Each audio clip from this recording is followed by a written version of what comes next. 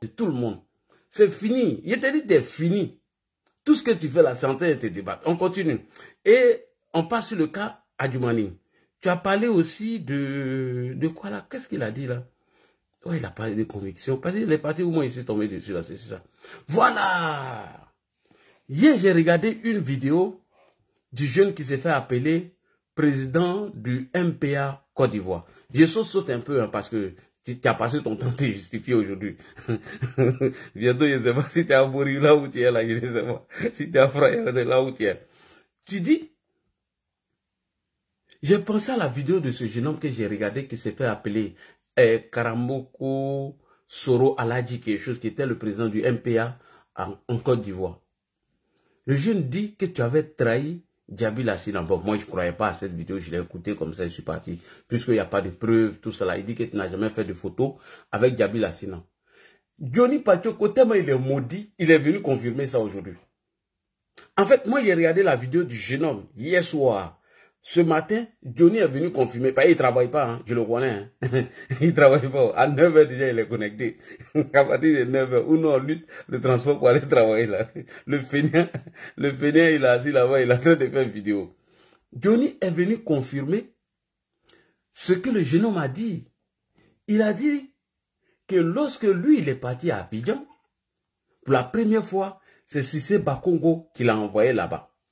Et lorsque les choses ont commencé à tourner mal, voilà comment il prend son téléphone et avec un numéro anonyme, il appelle Djaby Lassina et Djaby Lassina répond. L'imbécile ne s'est pas posé de questions. Pourquoi Djaby a répondu?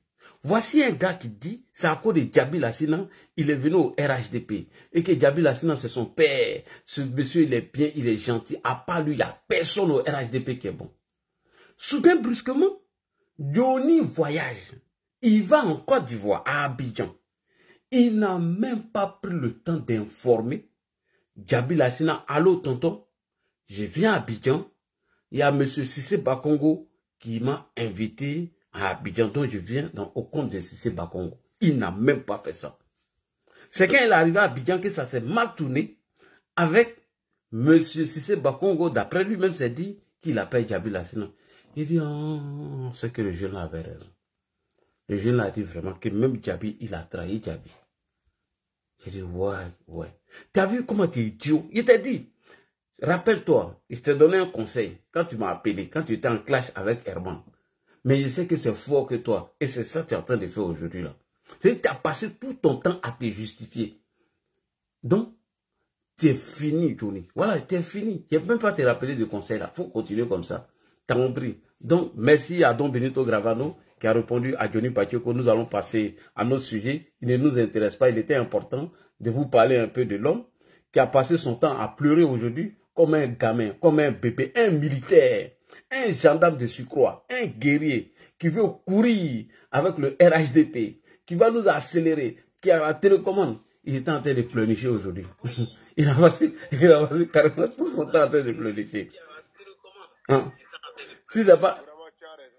Ferme ton micro, sinon il te descend. Hein? Voilà. Voilà, il est descendu.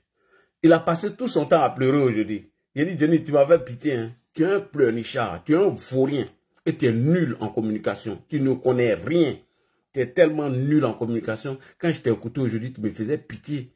Tu es zéro. Toi, tu ne peux pas courir avec quelqu'un. Tu n'es rien. Tu n'es qu'un minable. Tu n'es qu'un déchet. Voilà. Tu n'es qu'un gros mendiant qui s'est autodétruit. Toi, on te donne l'argent pour aller régner ta conviction. Toi, tu dis ta conviction, on te dit tiens. Et on te donne feu de route. Il faut aller répéter ça comme un perroquet. Johnny le perroquet. Johnny la béquille. Johnny le vaurien. Johnny le nulard en matière de communication. Johnny le vaurien. C'est toi qui as couru à nous là. C'est toi comme ça là. Vraiment, il n'y a rien là. Il n'y a rien dedans. Faut. Samedi, il te donne rendez-vous. Samedi, papa, tu es là. Toi, mais tu as pleuré. Tu as vu, tu as pris mettre toutes les mesures là, non? Avec ta petite taille là. C'est ce qu'il a te montré. Hein? Johnny dit, c'est un analphabète, c'est un illettré. Il est venu me répondre. Adam, on peut répondre à un illettré? On peut répondre à un analphabète? Faut rien que tu sois nul. Il est nul. Nous, on attend seulement la vraie vidéo. On n'a pas encore commencé même. Ce qu'on a fait là, c'est petit. On n'a même pas encore commencé la communication. Que oui, vous ne vous occupez plus d'ado, vous vous occupez de moi, hein, et donc tu viens pleurnicher. Tu n'as pas dit que tu allais courir à nous. Tu n'as pas dit qu'il n'y a pas garçon, il n'y a pas communicant là-bas. Voici quelqu'un dont nous, lorsqu'on parlait des réalisations du président Alassane Ouattara, tout ce qu'on disait, il bottait tout. Ça, il rejetait tout du revers de la main. On a réussi à le convaincre avec des billets de banque. Et nous sommes venus, on l'a envoyé à Abidjan pour aller lui montrer toutes ses réalisations. Et il n'a fait que répéter tout ce qu'on était en train de dire. Et lui dit, lui faisait nos communications. C'est toi qui faisais nos communications. Quand tu étais de l'autre côté là, tout ce que tu es venu citer là, c'est ce que nous on était en train de dire. Et comme tu nous insultais, bon, on a trouvé la stratégie, parce qu'on sait que c'est l'argent Ori. Donc tu as donné l'argent, bon, voilà. Tout ce que tu n'as pas vu de tes yeux, voilà. Va répéter. On te donne feuille de route. Et c'est toi qui vas venir tenir notre communication. Un menteur comme ça, un faux rien. Alors, chers frères et sœurs, nous allons nous intéresser à notre sujet de ce soir. Alors, bonsoir à tous et à toutes. On a fini avec Johnny, parce que j'ai pas son temps. Il faut rien. Il est nul. Un pleurnichard, un faux rien. Un nulard comme ça l'a dit.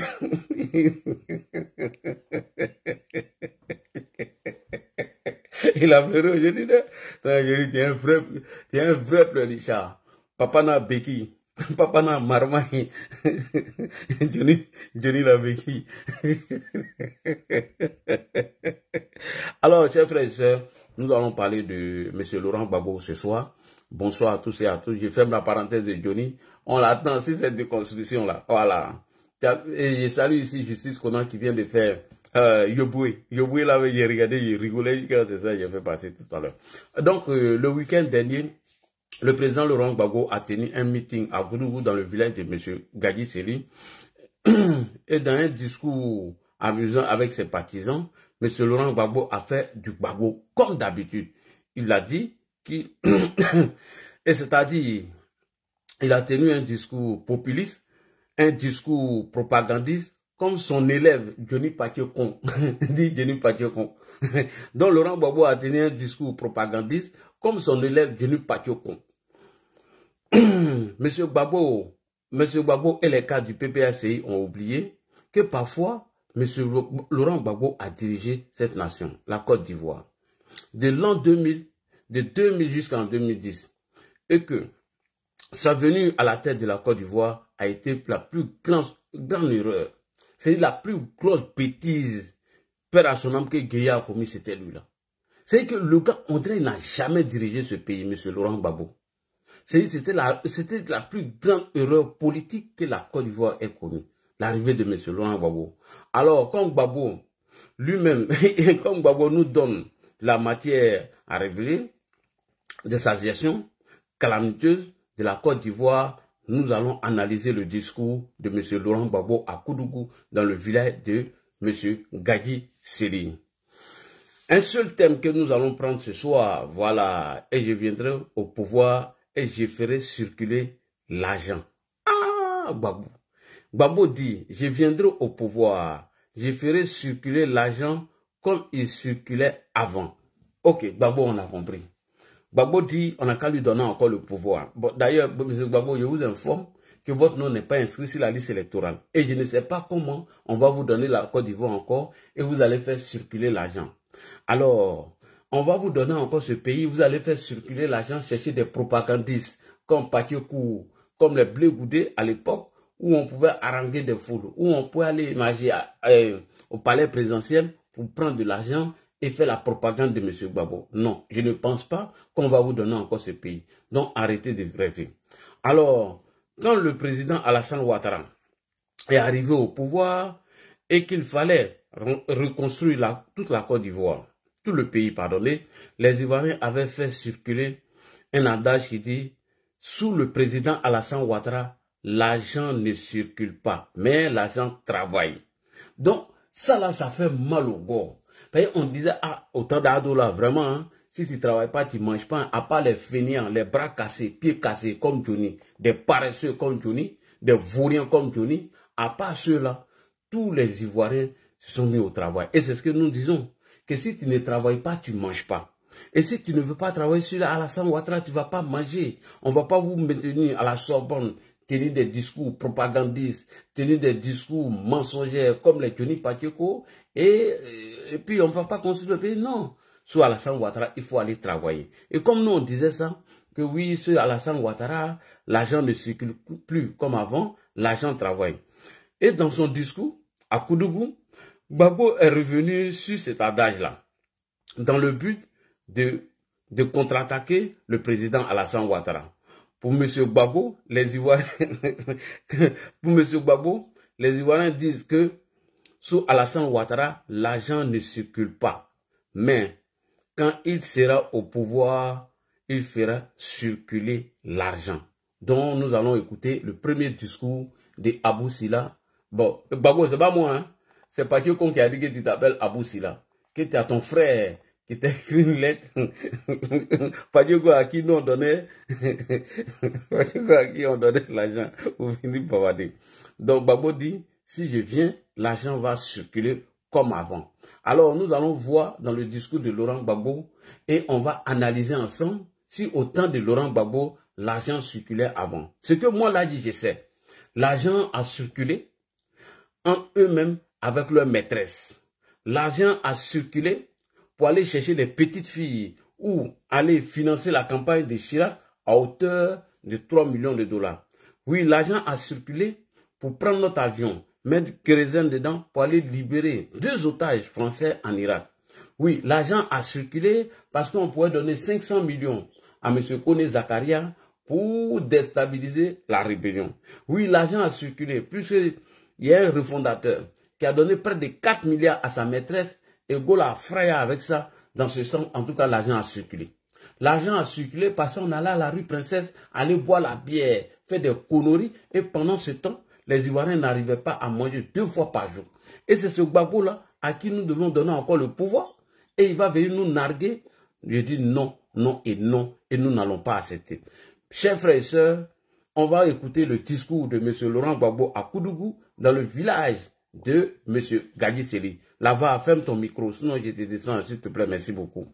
Parce que quand tu montes, quand quelqu'un monte, il doit fermer son micro. C'est la règle ici. Bon, ok, il n'a pas compris. On va le descendre, il va revenir après. Si je ne répète pas ici. Voilà, ok, merci beaucoup.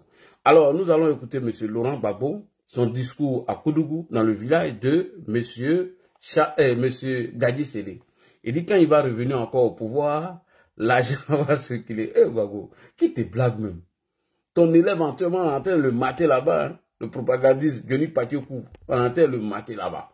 On va écouter M. Abou Sila tapoter, partager. On vous a déjà dit, lorsque nous sommes en direct, partagez la vidéo. S'il vous plaît, partagez. On n'a pas besoin de répéter ça. Vous, quand vous connectez, Adja Sila, tu partages la vidéo. Voilà, faut partager. Johnny Pacheco est en train de se justifier là-bas. Ouais, il m'a fait pitié aujourd'hui. Hein. Tieni te barala, Asgini est un fainéant, un gros paresseux.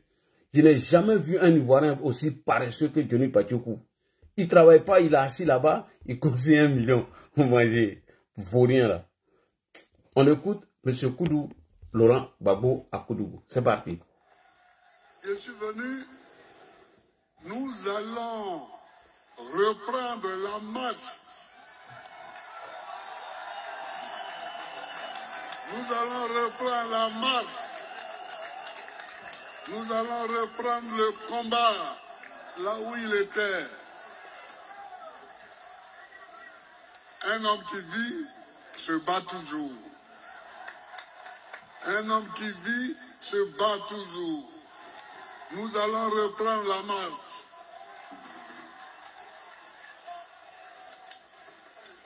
On ne peut pas laisser un pays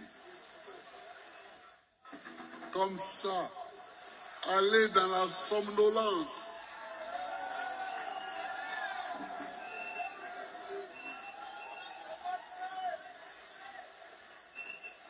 On dit que l'argent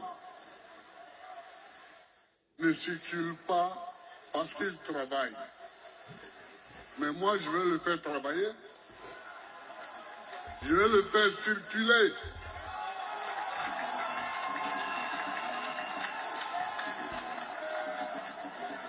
Je vais le faire circuler comme il circulait avant. L'argent doit circuler. Je vais le faire circuler comme il circulait avant. C'est quelle histoire? Non, l'argent ne circule plus parce qu'il travaille. C'est quelle histoire? D'où ça vient, cette histoire-là? Donc, il n'y a qu'à faire descendre quelqu'un. L'argent doit circuler. Ok. C'est quand il circule qu'il passe de poche en poche. Donc, il ne vaut rien. Nous demandons simplement aux citoyens de travailler pour acquérir l'argent dans leur poche. Et il vient dans leur poche, il sort de leur poche pour le travail, à cause du travail d'un autre, et il va là-bas. Nous allons reprendre tout ça. Ok, merci beaucoup. Alors, Gbagbo, pardon, s'il te plaît, monsieur Gbagbo, les Ivoiriens ne veulent plus écouter votre histoire, l'argent doit circuler. Vraiment, tu commences à nous emmerder avec ça. Franchement, il faut te faire respecter. L'argent doit circuler. L'argent doit circuler. Si je prends le pouvoir, l'argent va circuler comme avant.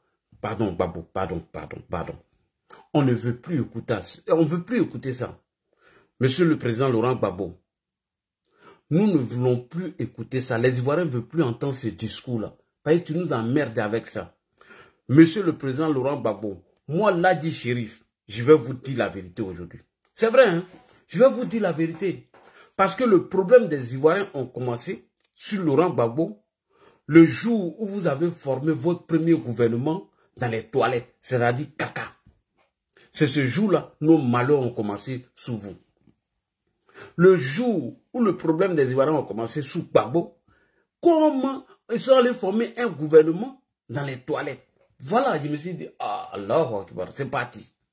Comment un gouvernement qui est censé diriger l'avenir des millions d'Ivoiriens peut être formé dans caca? C'est-à-dire gouvernement qui va venir diriger notre avenir. Gouvernement qui va préparer notre avenir, qui va faire tout. Ils sont allés former ça dans caca, c'est-à-dire la poisse. La première personne qui nous a apporté la poisse dans ce pays, c'est toi, Gbagbo. Et c'est à toi on doit donner encore ce pays. Et puis tu vas venir nous dire, l'argent va circuler. Premier gouvernement que vous avez formé, c'était dans caca. À partir de là, toute la poisse a commencé, monsieur Gbagbo. Dans ton histoire, l'argent doit circuler, on doit te donner le pouvoir. Tu nous emmerdes maintenant, monsieur Gbagbo. On ne va plus te donner ce pouvoir. Et puis tu vas aller former encore ton premier gouvernement dans toilette. Est-ce que tu t'entends, toi, Gbagbo? Est-ce que souvent tu réfléchis comment on peut aller former un gouvernement dans toilette? Mais ça fait pitié. Alors, monsieur Lida Kwasi, j'ai besoin de vous ici. Dites-nous, où est et comment ton patron Gbagbo a formé son premier gouvernement? Monsieur Lida Kwasi, j'ai besoin de vous. Voici des gens qui sont censés diriger ce pays, parler de notre avenir. Et tout, ils vont former un gouvernement dans toilette. Et c'est toi là, tu vas venir nous dire, on a qu'à te donner le pays, l'argent va circuler, mais arrête de nous emmerder, Gbagbo. Tu nous emmerdes. Toi et ton génie patio con là, vous nous emmerdez. On écoute ici Gbagbo.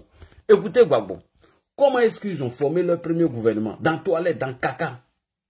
Et c'est toi, tu vas venir nous dire, l'argent doit circuler. Donnez-moi le pays.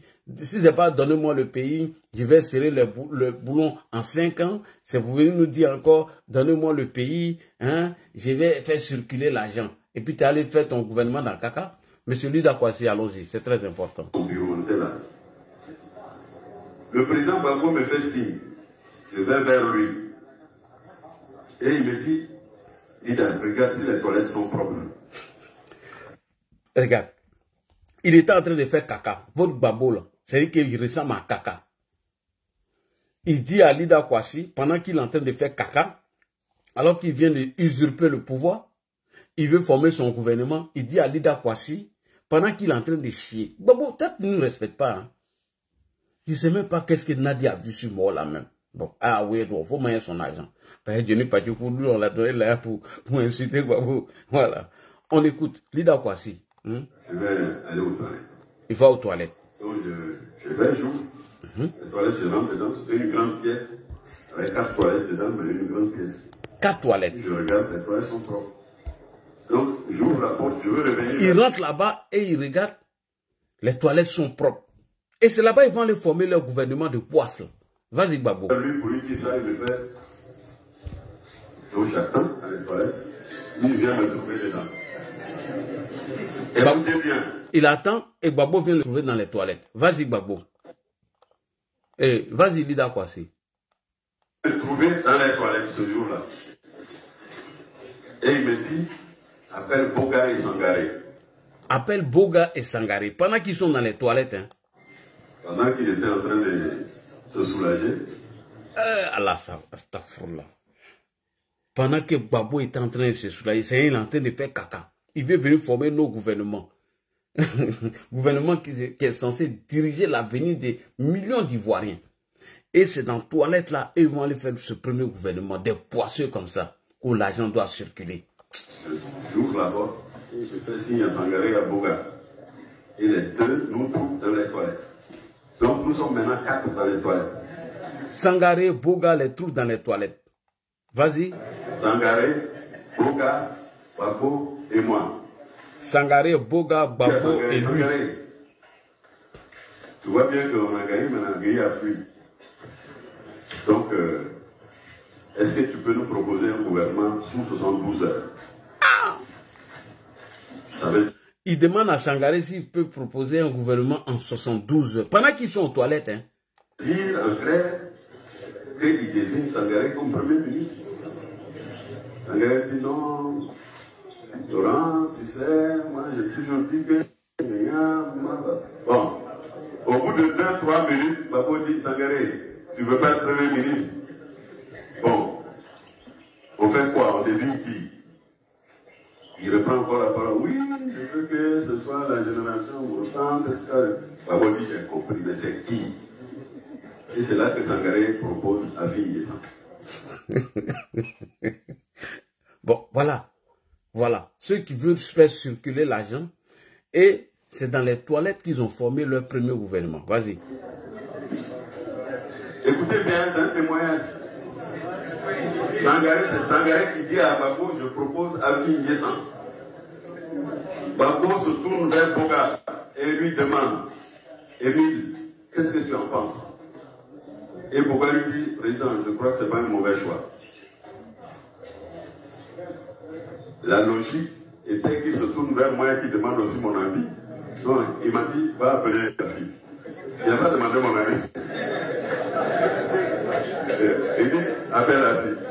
Donc, j'entre dans ce... Alors, donc, voici des gens. Voilà comment le premier gouvernement de Gbagbo a été formé. Dans les toilettes. Pensez que ceux-là, ils sont au sérieux? Et c'est eux qui vont venir ici pour nous dire, donnez-nous le pays et l'argent va circuler. L'argent va circuler là. C'est dans ça là, ça nous a conduit.